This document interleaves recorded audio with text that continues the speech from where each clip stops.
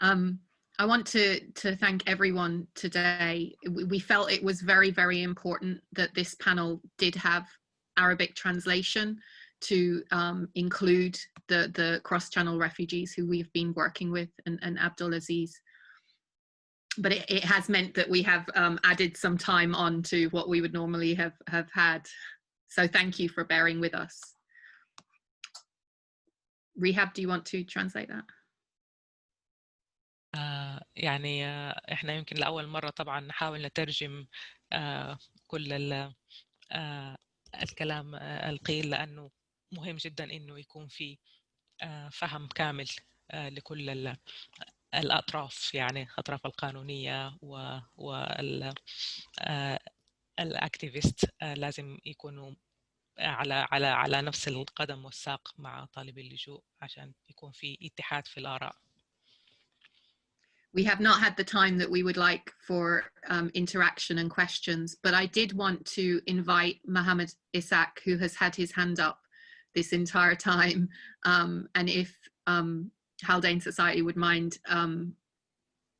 allowing him to speak. Mohammed, is there anything you would like to say or to ask? محمد، حابي تقول لنا حاجة؟ ممكن نسمع شيء الضغط على الميكروفون. أفتح. يا ألو. أيوة Hi, محمد. كيف حالكم؟ تمام إن شاء الله. How are you? He's asking how's everyone. We are good, thank you. Thank you for coming today. كلنا تمام، شكرا على مشاركتك محمد. أنا من جيل أنا قاعد، لكن بس عشان كده أنا قلت الناس ما سمعاني ولا حاجة زي هذه. من جبال فتح البتاع هذا. Yeah, he said he manages to be with us from the beginning.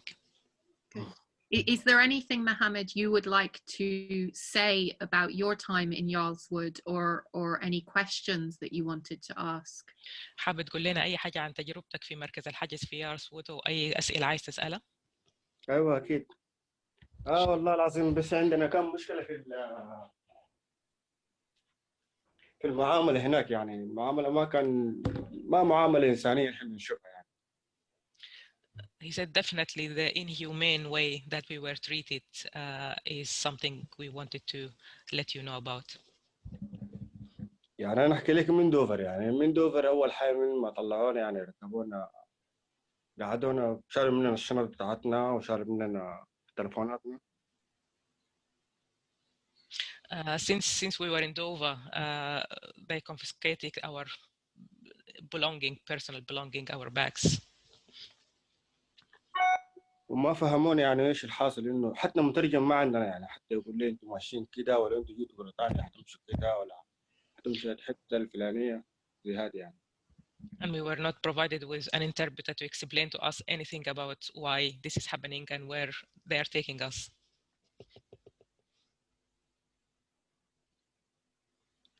Mohammed, you've turned your microphone off.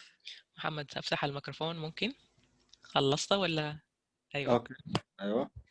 فبيقول لنا يعني تطلعوا في عربات كده مستنيكم تطلعوا، وانا كلمتهم، يعني كان عندي شنطه فيها التليفون بتاعي فيها حياتي، يعني فتشتها ما لقيت اول شيء، فقاموا طلعوني عربيه كلها كاميرات. انا ذات حيرت وقلت انا ماشي ما عارف. They rushed him to go into big vehicles where there are lots of cameras, and unfortunately he couldn't find his bag. His colleagues managed to recover their bags, but he couldn't find his bag, and he told them, can you help me to find it? I couldn't find it, but they rushed him to go inside this vehicle full of cameras, and he was sort of disturbed. يعني الواحد ركض كان خايف شديد انه يطلع في العربيه هذه، لكن طلعنا واحد متحير، يعني عربية مشت عندي 3 ساعات، يعني انت برا العربية ما قدرت تشوف يعني شنو الناس اللي برا ولا شوف الحاصل ايش. يعني احنا خفنا واحد انه العربية هذه تكون ماشية برا نفسها، ولا تكون ماشية دولة ثانية، ما تكون ماشية بريطانيا يعني ذلك. Him and his colleague felt anxious to get into this van full of cameras, and obviously it was shielded, so they were not able to see the outside, so they thought maybe they are deporting them back to France or somewhere else outside the UK. فمنا زي الساعة باعتبار أقول 1 صباحا جابونا على مركز بتاع حجز كده كله مقفول، يعني ما فاهمين إنه الحاصل إيش ولا إحنا وين، ولا في حد ترجم لنا قال لي انتوا وين، فدخلونا غرفة مقفولة على طول يعني بعد ما نزلوا لنا العربية.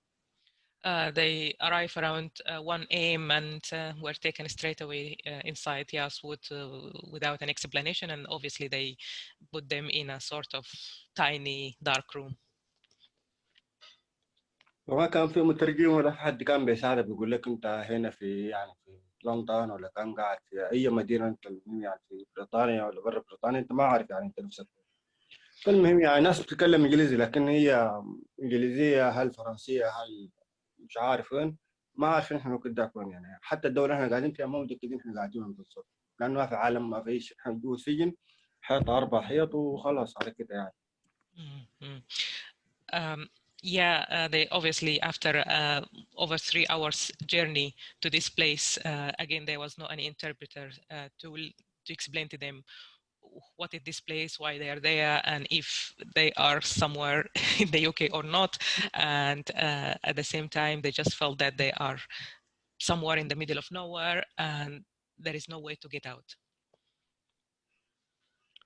فسألتهم كانوا قلت لهم عايزين مترجم ولا هي محامي، لأنه أنت لما تيجي خش الولايات المتحدة لازم شنو تطلب محامي إنه يدافع عليك. فما فيش حد يشتغل بينه بكلامنا ولا في حد بيسمع العربي بتاعنا لأنه ما في مترجم ما في أي حاجة تجيب لنا.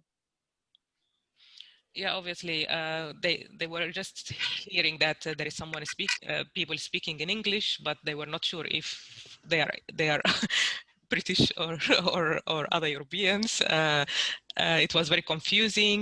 We demanded an interpreter. We demanded a legal representative because we thought this is the case that we should have someone to represent us at the beginning, but nobody listened to us at all. فمنا كانوا اليوم باعتباره جابونا في غرفة كده مقفولة فيها قريبة ل7 أشخاص. ده أول يوم. On the first day, they put us in a shared room where 7 of us were sharing one room. في نفس الوقت يعني بعد ما تمينا اليوم كامل حولونا على موضوع بتاع بصمة، إنه يبصموا يدينك أصبعينك الكبار بس ممكن تقريبا طبعا الكبيرة 2. And then on the next day, they asked us to get their fingerprints of that was where things started to be more confusing. فمن بعد ما بصمونا من حولونا كان على غرف باعتبارها كل 2 في غرفة. And then after that they moved us to a room where 2 of us shared one room. فتحيرنا يعني احنا برضه احنا عرفنا احنا نفسنا قاعدين يعني بعد ما وصلنا الغرفة اللي فوق عرفنا احنا قاعدين في السجن يعني مش قاعدين في أي حتة يعني مش قاعدين في المدينة ولا قاعدين في حتة يعني يقول على واحد بيعرف أصله قاعد فيه. And then at that point we realized that we are really in prison. We are not anywhere near a town or a society. والله فنزلنا تحت فتكلمنا معاهم قلنا لهم يعني ما عندناش محامي نتكلم معاه هنا، ما عندناش واحد مترجم هنا بيتكلم معانا يشرح لنا احنا هنا وين حاصل علينا شنو، ما فيش حد بيجاوب علينا في أي شيء. Yeah, and when we were given to go downstairs to the yard, then we started to ask questions to whoever we see. Can we talk to someone who understands our language? Can we talk to anyone who could help us? But no answers at all. فيلا منا في نفس اليوم التالي تقريبا انتوا كان وصلتوا علينا، واليوم التالي مش الثاني مش عارف تقريبا كان وصلتوا علينا هناك في يارلز وود. And then obviously اليوم الثاني أو الثالث. هاي حاجة زي دي هاي متذكر كان انت جيت. And as long as I remember, on the 2nd or 3rd day of from our arrival to Yarls Wood, then Movement for Justice managed to reach us.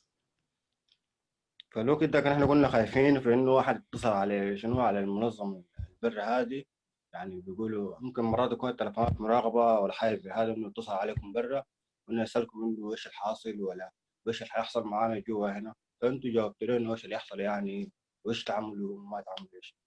المنظمة بتاعت كارين ما قصرت ان تكلمتنا معاه وجابت لنا مترجمة اللي هي كان انتي. Yeah, and obviously you felt that sort of reassured that there is someone you can reach out to and talk to, but at the same time we were sort of feeling very anxious and scared that maybe they are monitoring our phone if we communicate with you, and they might sophisticate these phones and we will remain without any communication. But luckily that we managed to talk to you and get someone to speak in Arabic, which she told me is myself, that it was good that to communicate in Arabic language and be able to understand what's going on just at that stage. يا فكلمونا قالوا لنا يعني المكان هذا خطير، ممكن اروح لكم على فرنسا ولا اروح لكم على المانيا ولا على ايطاليا. يعني واحد ركن ده كان خايف انه شنو، يعني حتى ورق بتاع محامين ما ادونا الا اليوم الرابع تقريبا، ادونا الورق هذه قال لنا ورقه، ما ورونا يعني انه هذه ورقه محامين.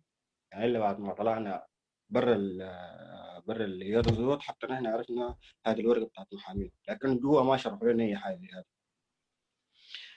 Yes, and actually at that stage we felt that there is hope because Movement for Justice reassured us that they will help us to know our rights. Women Movement for Justice managed to warn us from how critical the situation of being detained in Yarls Wood, and there is risk of deportation at any minute. And obviously until the fourth day where we were given this list of solicitors, which it was in English and we didn't know what is it and how can we use it. فقلنا بعد كم يوم كده ما قصرت كارين كلمتنا قالت لنا انه هذا يعني لو طلعوكم من المحل هذا ممكن يودوكم يرحلوكم بلادكم. يعني على الأقل لي إنه لو حصلت أي شيء تدونا تليفون تورونا إنتوا طلعتوا ما طلعتوا، حصل عليكم إيش. يعني هم كان تليفونات ممنوع إنك تصور جوا ولا تعمل إيش، يعني كل التليفونات أنواع. حتى اسم التليفون كان قلت لك ما أعرف اسم التليفون كان إيش، يعني غريب علي أول مرة أشوف تليفون. And we are so grateful to Karen and to Antonia that they kept on regular communication with us while we are still in Yarls Wood, and supply us with all the information we need to understand what to do next. And obviously even when Karen were trying to supply us with phone credit and asking us what provider you have, we were not aware, we didn't know what provider they have given us until Karen himself managed to to find out, and it was great to be able to have some credit to communicate with the outer world. في يوم جا قالوا لنا عندكم مقابلة مع اسمه شنو هذا، كان عندنا مقابلة في نفس اليوم الرابع الخامس كان عندنا مقابلة. دخلونا المقابلة قال لي أنت المترجم بتاعي كان مصرية، مرة مصرية، فسألوني كان من أسئلة كده، ولكن ده كان واحد ما مجمع لأنه مع الخوف الكتير ما بتعرف تتكلم مع منو ولا هو منو ذاته بتتكلم معه هذا يعني. Yeah, and on the fifth day they invite me to have the screening interview where I was feeling extremely drained and anxious and wasn't able to concentrate on the questions, and I was provided a translator from Egypt where I think she wasn't able to accurately translate. يعني تكلموا معنا تقريبا قريبا نص ساعة، سألوني من الأسئلة وتكلمت معهم جاوبت لهم الأسئلة، لكن بعد ما طلعت برا تفاجأت إنه حولوني قال لي أنت عندك مش عارف كوفي ولا حاجة، عطش وحاجة زي هذه لأنه بسبب التدخين. النقطة الأخيرة شنو؟ قال لي أنت عندك يعني عندك مشكلة أنت بتقوح وحاجة زي دي. أنا قلت له دي المشكلة بتاعتي كان من الدخان. يعني قال لي أنت كان عملت الفحص في فرنسا قبل ما تجي هنا؟ يعني قلت له أنا عملت الفحص ووريت أنا قلت لهم هذا القحة هذا بس يكون من الدخان، لأن أنا أول مرة أدخن دخان هنا يعني. My screening lasted for around half an hour or more, and during that time I started coughing, and then they were asking me awkward question, why are you coughing, have you had a COVID test or not? And I told them, yeah, I had a COVID test in France and it was negative, but obviously they made me feel uncomfortable. I'm just gonna, we're getting really short on time, Mohammed. I'm really glad you're saying all this, and perhaps we can organize another meeting as well to talk more about this. But if you'd like to just kind of sum up we're going to need to move on soon. معلش محمد الوقت ضيق جدا لكن ان شاء الله حيكون في اجتماع تاني وتقدر تتكلم فيه واذا في عندك حاجه معينه عايز تقولها سريعه في الاخر. والله بس يعني نحن لما طلعونا برضه نحن واحد ما كان شنو يعني ما عارف نفسه انه حيرجعونا الفندق هنا ولا راحوا لفرنسا يعني في اللقطة هذه بعد ما شلنا التلفونات انه الواحد كان خايف يعمل شنو يعني ما فاهم يعني ايش اللي يحصل وايش اللي حيودوه وين لانه حولوني من عربيتين هنا كان في عربيتين طلع حولوني انهم قعدوني براي حتى بعدين طلعوني انا براي بتاكسي انا اتحيرت انا يعني في نفس الوقت انا براي خايف يعني انا ما اعرف ماشي المطار ولا ماشي لندن ولا ماشي حتى انا ما اعرفها. Yeah, obviously, I just wanted to let you know about how traumatized myself and others have been, and obviously, especially that when they moved me from Yarls Wood, they get me, they separated me from my group, from my people and colleagues, and they put me in a separate car, and that was a very horrible journey for me because I saw they were trying to deport me. طب منا جابونا كان فندق هنا ما فيش حد يعني كان برضو ترجم لنا لقينا السكوريتي بتاع الباب دخلني وما فيش حد يعني وقت ذاك ما في حد من جد زي ساعة تقريبا واحدة ونص أنا جيت الفندق تقريبا فما في حد شرح لي أنت قال لي أنت قاعد هنا في الفندق ولا وش حتعمل ولا وش حيوروك الحاصل ما كنت عارف أي حاجة يعني شنطة وخاش الفندق بس يعني وش هل هذا فندق هل هذا أنا ما كنت عارف برضه. دي آخر نقطة محمد. هذا آخر نقطة أيوة. And again, obviously, finally, we reached that hotel, but still, obviously, things are not clear from their side. Nobody explained anything, so any information we get it through Movement for Justice. Thank you so much, Mohammed, and thank you to all our panelists, and seriously, thank you to Rehab for translating everything. It's been really, really important to ensure that everyone is involved in this. We're going to be handing over to the next panel, and I thought, since I didn't get to show it earlier, some people might want to take a break at this point, go away, get some coffee, but I thought it would be good as we're switching over to the panel to share the video of Mabel at Yarls Wood, because I think it's an important video. So I'm just going to share that. Screen.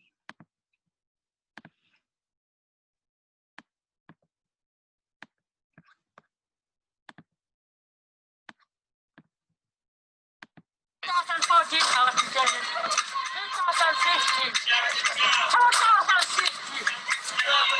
2017, 2018, I was released. Victory was very difficult because I didn't know where I'm going. I never knew they would bring me here. I was bringing in the darkness. I don't know where to go, how to behave, who to meet. Once I come in there and stay, and I realized first week was very tough. I feel lonely, down, depressed, missing my family, don't know what to do. And then one woman gave me a hope, a blind woman who was bringing in elderly blind woman who was detained. And there's another girl helping her to lead her to go to the kitchen, to lead her to the toilet. And this had made me angry. This had opened my eyes and said, I had to do something.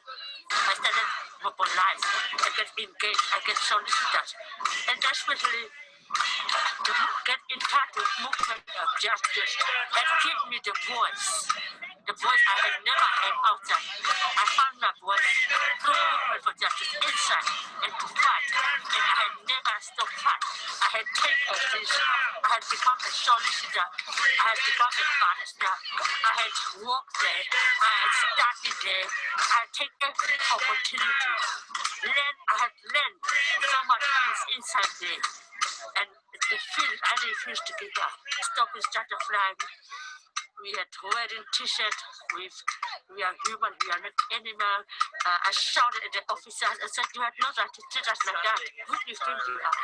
My room was shared, my confidential health issues was everything. My paper would be removed. My clothes would be removed. I would put in isolation. The more they pay me, the more they put me under pressure, the more I resist and fight and I had done so much. That 2 years was best years. Officers couldn't say nothing to me. I learned so much. I suffered so much. See, I had to feel what is to be a human and how to treat another person the way he does not feel. Learn something there. It was a difficult journey, but I had come out very strong. Yarls Wood is part of me.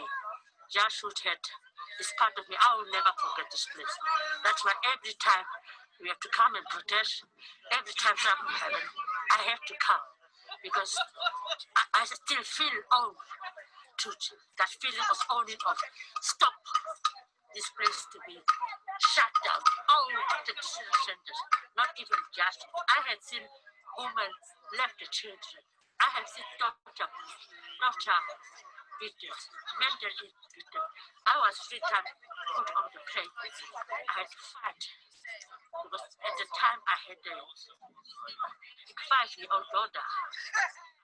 Leave her. So I had to do whatever I had to do to fight. In the church, take off my clothes, strip myself naked, humiliate my human body, God's given body. Because I knew if I go, I will not see my daughter. We had come together. We had riot. It was powerful. And I'm just happy to come back here and say and feel that.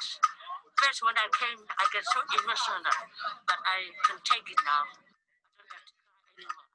I'm not just until this fucking place shut down. Leave the last word to Mabel. We won't stop till that fucking place is shut down and all the detention centres. And with that, I'll hand over to our next panel. Thank you.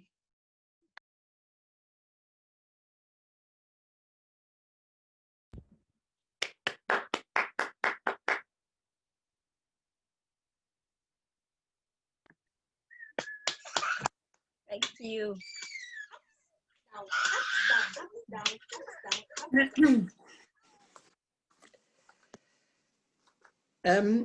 Okay, well, hang on. Hello, everybody. I'm the chair of the next panel, and my name's Wendy Pettifer. First of all, I'd like to thank all the fantastic contributions that we've had from Yarls Wood, especially, well, everybody, but the video by Mabel was very moving and I think gives us all hope. My panellists were going to be Tawfiq Hussain, who's head of public law at Duncan Lewis, but really, unfortunately, his wife's sick, so I'm going to stand in for him. I've then got Omar Schatz, Amelia Cooper and Sean Binder, and I'll introduce them individually and then I'll take questions at the end. So my panel's about unlawful pushbacks in the Mediterranean and the Channel, and we look to see what remedies can be taken and how we can fight back. As we all know, since 2015, we've seen a massive right-wing shift across Europe with the rise of populist right-wing governments, and that's had a terrible effect on migrants and asylum seekers. The unsuccessful coup against Erdogan in Turkey, the fall of Syriza in Greece, and the installation of a very right-wing government there, the election of Johnson in the UK, both give states a license to legislate against human rights. And sadly, we've seen the demonisation of migrants and asylum seekers with the result that many people have drowned in the Mediterranean. They've been unlawfully sent back to Turkey, Libya, recently from the UK to mainland Europe. We're all activists, some of us are lawyers, and we're all committed to taking action to minimise the inhuman consequences of the changing nature of global politics. I've worked in the field of human rights, first as an activist and then as a solicitor for many years. I've worked mainly on housing and migration issues affecting migrants in the UK, in the Law Centre movement, but I've also, since 2016, worked in Calais and Athens, and before that, I worked in Cairo with an organisation called Amira. So my really sincere apologies. I know some of you would have been looking forward to hearing Tawfiq, but I've run through what I'm saying with him, and we were, unsurprisingly, saying more or less the same things. We've seen in the previous panel evidence of the result of the increasingly harsh, inhuman and degrading treatment being administered to recent arrivals in the UK from small boats, mainly across the Channel. And my view is that, you know, we take the fight wherever we can. We take the fight through the High Court, which I have done many, many times. And we also take the fight, as Karen and Prossy and Mabel and the other speakers said, we have to take the fight on the streets. We have to demonstrate and support those who are denied access to justice. Sheroy Zach from Duncan Lewis already explained in the previous panel that surprisingly, we are finding that we've got the judiciary on our side. As Priti Patel, shame on her, the child of migrants herself, seeks to house migrants offshore, to redefine access to judicial review, and even to control the definition that our highest judges make on what are human rights abuses. On the 21st of October, there was a successful case which said that removing migrants and without access to legal advice, and indeed denying them access to legal advice in the holding centres, was unlawful and must be stopped. The case was brought by Medical Justice, the Public Law Project and Duncan Lewis, and hopefully this decision will prevent more people from being exposed to injustice, hardship, danger, and sometimes even death, as has been spelt out by the previous contributors who were actually currently being held in the short-term holding centres. The Home Office must look at humane ways to fix our broken asylum system, not inhumane ways.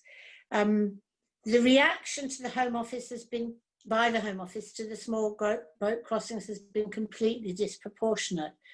We saw over 6,000 in 2020, but if you look at Southern Europe, as our subsequent speakers, Omer, Amelia and Sean will all do, in 2019, there were over 105 attempted crossing, over 105,000 attempted crossings in the Mediterranean, with a tragic result that hundreds of people have died there.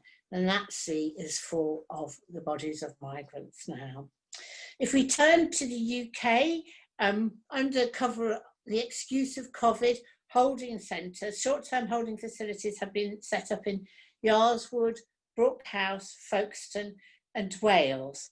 And as Sheroy already mentioned, the government's own independent monitoring board, who are made up of government appointees, released their 2019 report 2 days ago, and another report on the short-term holding facilities. And they found, for example, in 2019, in Brook House, which is a notorious and was the subject of a successful legal proceedings last year in respect of the cruel treatment of detainees there. I actually had a client who I got out of there. There were 102 assaults, 260 threats of violence and 24 fights. The report also details serious abuse of restraint on removal flights, and in the new barracks that have been set up, detainees sleeping on the floor without beds, no access to showers, and has already been said, no access to medical advice or legal advice. 73 children have been held at Heathrow pending removal for over 12 hours. There's been previous case law which has established that it's unlawful to detain children. Some people, we think, have been fast-tracked out of the UK without anyone knowing, but thanks to the work of groups like our previous speaker, Detention Action, but also Kent Refugee Action Network, Medical Justice, and Get to It Detainee Welfare Group, many people have been able to access lawyers at the last minute who have been able to defer, sorry, I can't do it now. Sorry, someone's just trying to come in because I'm at home. They've been able to defer removals and issue judicial review proceedings. Another ground upon which people can be stayed in the UK is that if there's any evidence to say they're victim of trafficking. I've worked in France and in Athens as a refugee lawyer and an activist lawyer, and particularly in Calais, I came across on a daily basis, I was there for several months, actions of cruelty amounting to inhuman and degrading treatment against children and young adults. I've seen the vicious CRS police kick kids out of tents, steal their trainers, steal their sleeping bags, and my Syrian interpreter was really badly beaten up by them and was hospitalised for 3 months. So all this has been much worse by COVID, and COVID's been a sort of blanket against which further abuses can be perpetrated. So I'll really briefly explain the legal grounds upon which we can try and stop these unlawful removals. There's a European regulation called the Dublin III regulation, which currently enables children and vulnerable young people to be reunited with close family members in the UK. If people who are being detained are able to disclose information that they have close family members who are willing to accept them, then they should absolutely not be removed until that situation has been explored. Arguments can also be raised in accordance with Article 3 of the Human Rights Act if we can show that people, as I've just explained, might be subject to inhuman and degrading treatment if they're returned to France.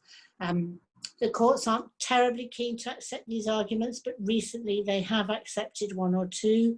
And also, sometimes the people who end up in Calais have already got asylum status in Italy or Greece, and that would be their ultimate destination.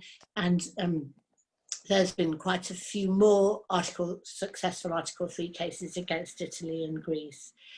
Another area that we can try and get people stayed here is if they disclose evidence that they're victims of trafficking. People are often very scared and reluctant to do this, understandably, but if there is evidence, then they come under the national referral mechanism and again cannot be removed until that's properly investigated. A lot of people don't. The difference between smuggling and trafficking is it's the person who was moving the migrant to the UK had a criminal intent in doing so. So it's usually people who are being moved to the UK to work in the sex or the drugs trade. And there are some other more unusual procedural grounds which removal can be stopped. The government's shifting the ground all the time. They've already responded to the outcome of the decision in the High Court, but I haven't had a chance to read it. I understand that they're ignoring the principal point, which was that people were being denied access to legal advice. So they've shifted. They're now removing people to Toulouse and then perhaps onward to other European destinations. So they can avoid the defence, if you like, the grounds for staying in the UK that removal to Calais would engage Article 3. But the decision in the court must be seen as a real victory, because what the Home Office was also doing was when they were in the short-term detention for 14 days, they were giving them a 72-hour notice saying, you can be removed, even if we let you out to hotels around the country, we can come and get you, we can remove you without any notice. So that has been declared to be unlawful. and hopefully will render the Home Office more accountable. I'll very briefly touch on what's going to happen after Brexit, because Brexit, you know, we're arriving at a no-deal Brexit by the end of December, and then we'll no longer, the UK probably will be in a no-deal Brexit, not in the EU. Now, really, ironically, the transfer agreements between France and the UK are part of our participation in the EU, and they will fail. They will fall on the 31st of December.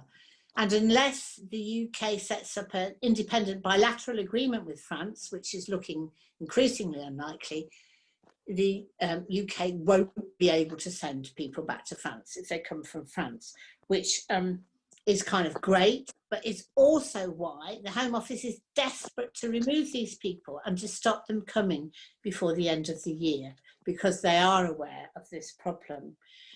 Tragically, Dublin 3, which has been the principal mechanism that we've relied on since its inception in 2013, to allow mainly children to be joined with family members, looks like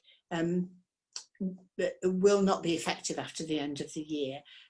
Alf Dubs, whom I'm sure many of you know, has fought like a Trojan to put an amendment to the current immigration bill, which would expand and allow, not expand, expand the government's definition of close family members so that some kids can still get in. That's been defeated in the Commons. Dubs won in the Lords last week, so now it's going back to Commons. So watch this space, but you know, we have got an incredibly right-wing government in there at the moment with a large majority.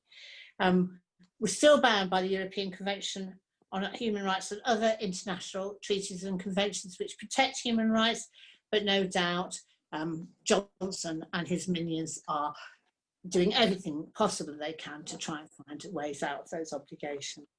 So to summarise, I would say, you know, I fought for probably 30 years now in this area, and we must never lose sight of our common humanity. And that has been really well demonstrated in the previous panel. Things are very dark now, but whatever we're doing, our work continues to be a beacon, a light of hope for, as the last speaker, Mohammed, just said, for people who otherwise are completely desperate and have no hope. And for me, I think that what's happening to migrants and asylum seekers is the epitomisation of the shift to the right wing, not only of this government, but sadly of governments all over the world. As activist lawyers, we are now just touching on the experience that many of our noble comrades have been experiencing across Europe and the world for years, from Turkey to the Philippines, from Nigeria to India. You know, many people have been killed defending human rights. We must carry on this fight until the liberal state will come down on us, but we must carry on defending those who have no other defence. We must be ready to fight back, and we must support individuals and empower individuals carrying on their own struggles, as we've seen in a very convincing and moving way, particularly, I think, by that great video by Mabel. So that's really all I've got to say. And I think my next panelist, Omar, is here and can take up the, I don't know, whatever it is, can carry on with the next speech. Okay, Omar? Oh yes, I've just got to introduce you, haven't I? Omar is an international lawyer and an academic for Sciences Po University. He and a colleague filed a groundbreaking action with the International Criminal Court against EU and member state officials concerning migration policies in the Central Mediterranean and Libya. And as I've already said, we think we've got it bad here. What's going on in Greece and Italy is like 1 million times worse in terms of volume, if not in terms of inhumanity. So he's going to speak about European and British crimes against humanity. He advises Médecins Sans Frontières, and he's a prominent figure in the fight against European-wide immigration policy. Over to you, Omar, and I'm really looking forward to your speech. Hello, everybody. You hear me well? Yeah. Yeah. Thank you for the invitation. So with the limited time I have, I will try to, I presume, I don't know who the audience is and what is the prior knowledge, but I'll try to give some overview on the Central Mediterranean route from Italy to from Libya to Italy, or from North Africa to Europe more broadly. So what we are witnessing, in fact, with all the respect to all the legal proceedings that Wendy just mentioned, at the domestic, national, regional, and international level, is not a crisis, migration crisis, or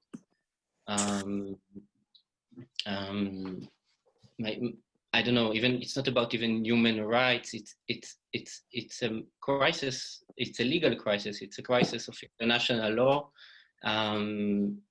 We are having, just to start maybe with the figures, and then we will speak maybe later on the policies. So in the Mediterranean, in the since 2014 to date, we have 20,000 casualties, civilians. So just to give you to relativize a bit, in the Bosnian genocide, Herzegovina, there were about 7,000 casualties. The maximal estimation of the Rohingya genocide is between 10 to 20,000. So we are talking on a genocidal scale. There is a war in the Mediterranean, and the war is not against another state. It's not against a terrorist organization. It's not against combatants. It's against civilians, and it's against it's targeting a specific civilian group. So I think this is, we have to take some distance and estrangement from we are so immersed in topics like migrations and human rights, and to look at it just as it is.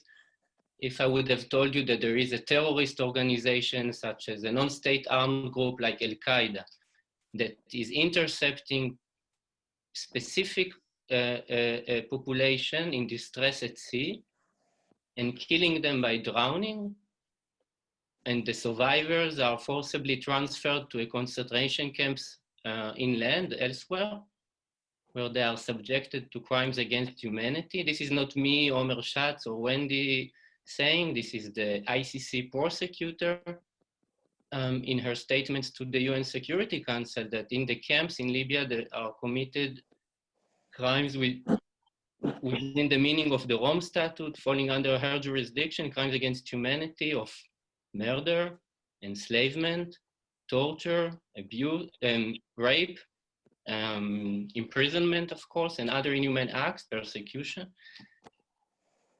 And this terrorist organization is responsible for that. Then the EU and the ICC, everyone would have, of course, launched a campaign to arrest, investigate, prosecute those responsible. But this is not the case, and this terrorist organization is not Al-Qaeda. This organization, this supranational non-state armed group, is the EU itself. And they are directly responsible for intentional killing by drowning of 20,000 civilians, children, women, and men. And the survivors of this first policy are forcibly transferred to Libya, where they are subjected to numerous crimes against humanity. We are talking here about 50,000 people that were intercepted, refoulés, expulsed, and detained, indefinitely and arbitrarily detained in Libyan camps. 50,000 individuals since 2016 only. And counting. As we speak, there are boats in distress at sea. Maybe Sean can elaborate more, maybe on the Eastern Mediterranean route, but as we speak, there are shipwrecks. As we speak, there are refoulements, there is forcible transfer, and this is committed not by a non-state armed group with limited means, but with the complex apparatus of power of the EU and the member states. We are talking about billions of taxpayers' money. And when I'm saying member state, this includes the UK, This is why I added to my usual title, European and British Crimes Against Humanity, because in fact, the UK is highly involved, even though that the UK and the EU have this like opt-in, opt-out mechanism with respect to migration. And the UK is the only member state that have due diligence policies in place to prevent involvement in these kinds of atrocity crimes. And nonetheless, the DFID, the Department for International Development, I believe this is the acronym, and we have the OSJA, no? The Overseas Security and Justice Assistance, the Conflict Stability and Security Fund, all these bodies. And the UK still funds the training of the Libyan Coast Guard, implementing projects in Libya, in the camps, having their Navy ships involved in maritime operations like Sophia, and so forth. So now to give you more about the story of the Central Mediterranean. So it started with the Lampedusa shipwrecks of 2013, following which Enrico Letta, the Italian Prime Minister, launched an operation known as Mare Nostrum that was tasked with the rescue. The mandate was to rescue all migrants in distress at sea. It was a relatively successful operation, but it resulted in disembarkation in Europe. And so the European Union and political fractions in Italy opposed it. You're familiar with the terms pull factor and death factor and so on. And therefore, with the support of the UK government, especially Theresa May as Minister of Interior and later on Prime Minister and so on, this operation was intentionally replaced with a Frontex joint operation that was called Triton, which intentionally, internal documents that we intercepted for our case before the International Criminal Court, intentional and evidence that it was intentional to deter others from taking the journey by creating, by letting them drown, by killing by drowning, by not conducting rescue. And when I'm saying this is a targeting of specific population, you have to acknowledge the discriminatory nature of this policy. So the laws of the sea are the same laws for everyone. Huh? They are blind to who is the identity of those rescues of the people in distress at sea. Nonetheless, if a white person on a yacht is in distress at sea at the critical search and rescue zone where all the boats in distress in the Central Mediterranean are likely to be in danger, you will see 7 Frontex and other European vessels, several vessels coming to the rescue with drones, maritime drones. There are many means to this.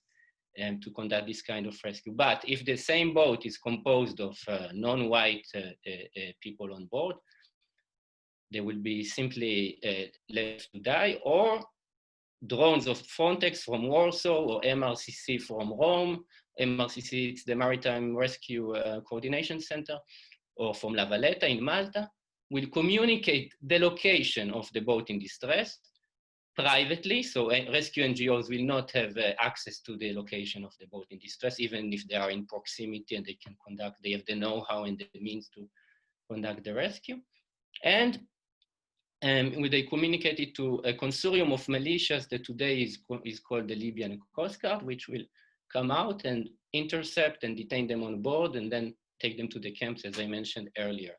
So this is a policy. This is not typically scholars and lawyers frame the part of the EU in these policies as aiding and abetting or assisting Libya in their border control policy, but it's the other way around. The Libyan have no interest, they have no political will, and they had no technical competency to chase people that wants to leave Libya. The only reason why they are doing that is because they are financed and they contracted with, it's a bunch of mercenaries and militias that are by the way,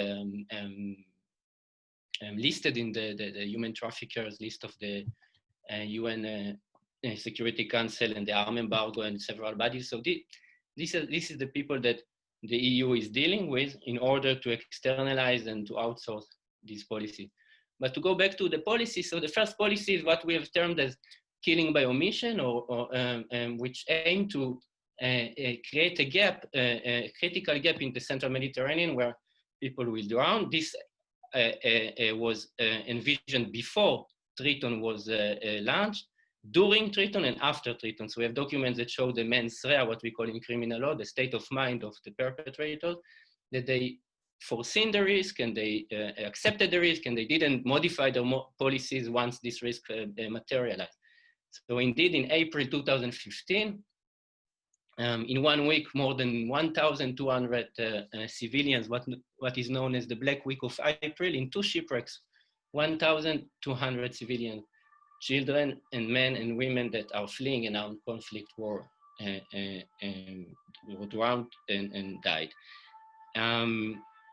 This first policy of the EU failed. Why it was failed? Because the rescue NGOs came into play, and civil society tried to bridge that gap by doing what the EU was legally, the EU and member states were legally obliged to do, which is under international maritime law, under international human rights law, under international refugee law, any framework that you can pick oblige them to conduct safe rescue and safe disembarkation that will result in disembarkation in European ports effectively.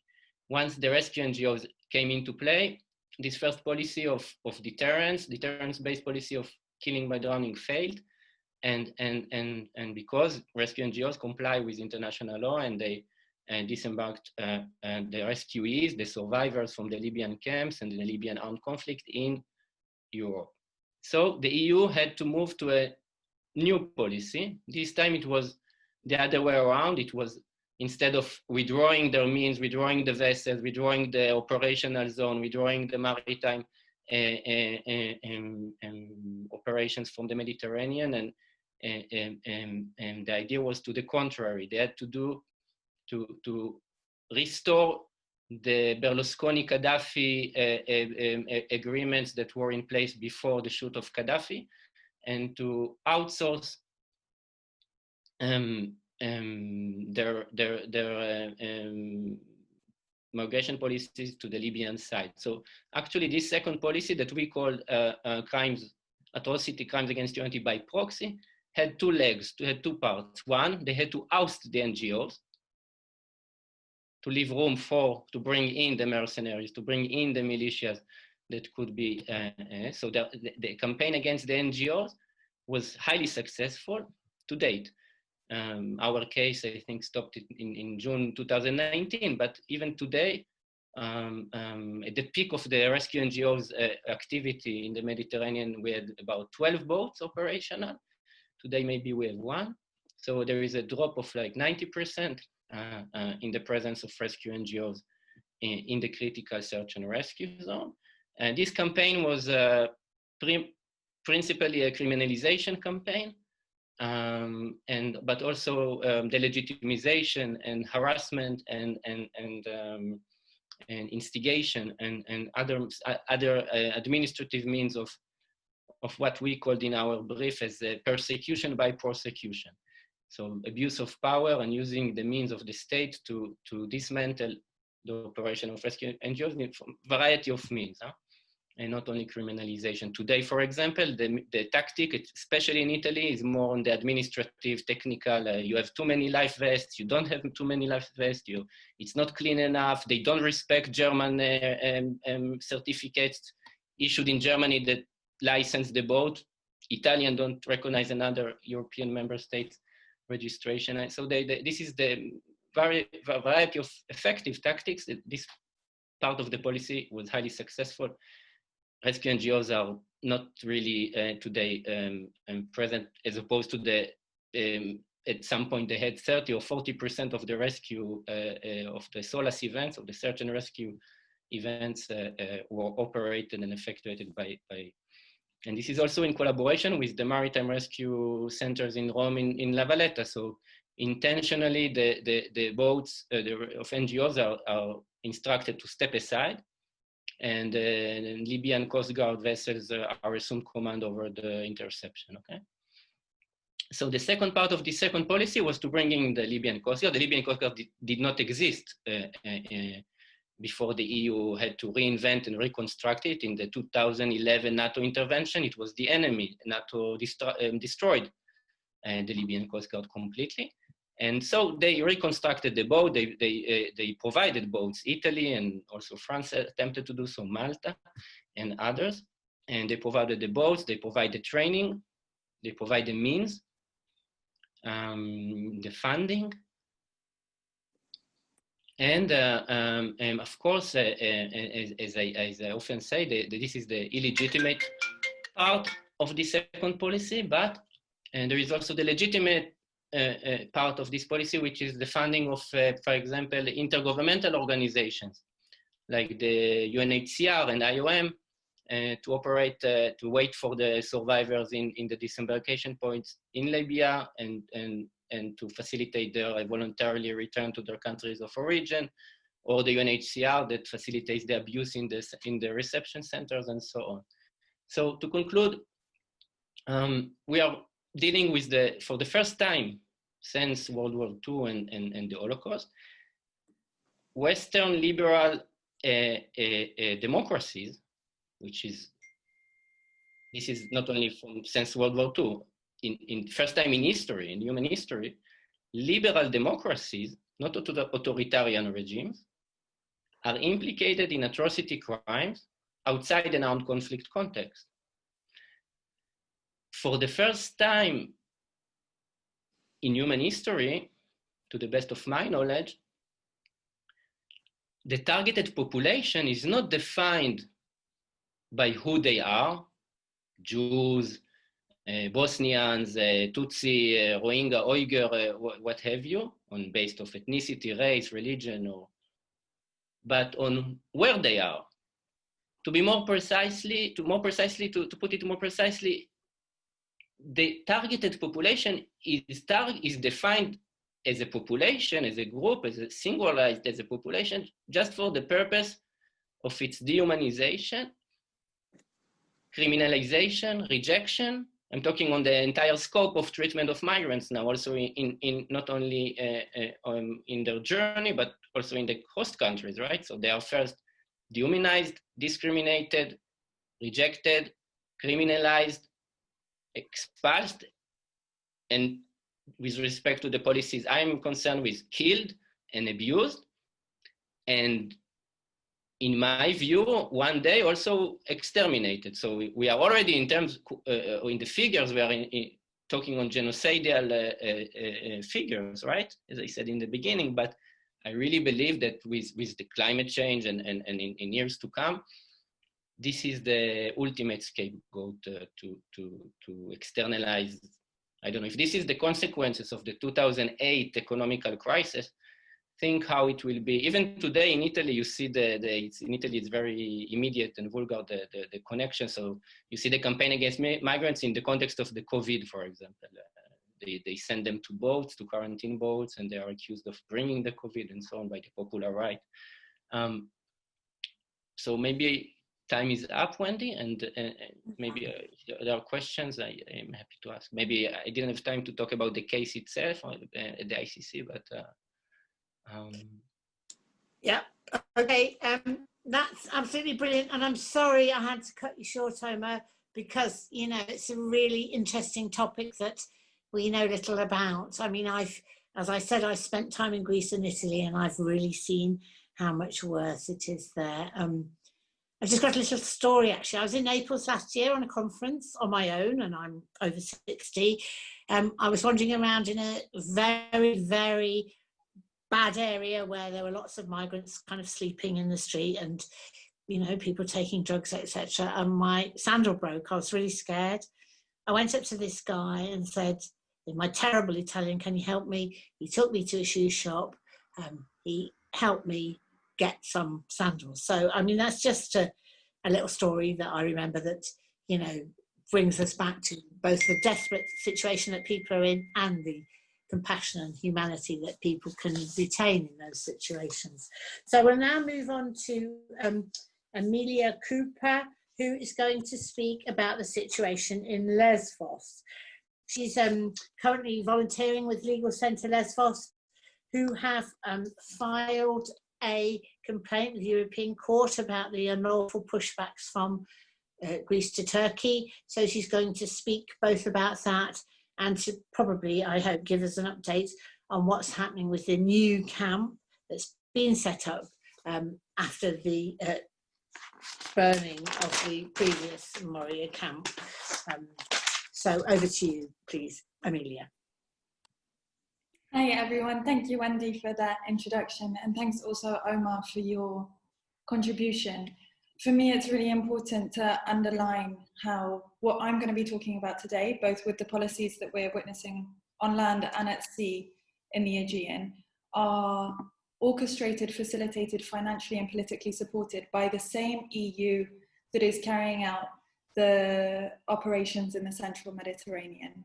I think often we see Italy and Greece as two quite separate spaces, but I hope that through this panel and through the contributions that we're making, we'll be able to see the commonalities in the mindset and the policies that are being pursued. So, as Wendy said, I work with the Legal Centre Lesbos. I'm here in Lesbos at the moment, and we provide free legal aid to migrants on the island and engage in broader advocacy and strategic litigation to defend and advance migrant rights. The first thing that I'll talk about today, as Wendy mentioned, is the situation here in Lesbos, particularly in the aftermath of the fires that destroyed the former Moria camp. And to begin that, I think we should recognise what Moria was. And the former Moria camp was a symbol of the EU's commitment to containment and deterrence of migrants. And the aftermath of the fires has shown that this remains the region's default position, both in its policies and its practices. So while EU Commissioner Johansson was promising that there would be no more Morias, a new containment camp was already being built here in Lesbos. Closed centres were being or have been constructed across 3 Aegean islands, and the EU's Migration Pact both expanded and made mandatory the use of border procedures.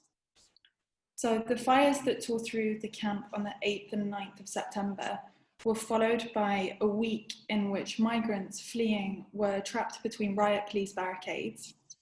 They were sleeping on the roadside, they were prevented from reaching the island's main town, and they were denied access to adequate food, water, sanitation facilities, shelter, or healthcare. They were frequently subjected to tear gas at the hands of riot police, which caused respiratory infections in infants who were just a few weeks old.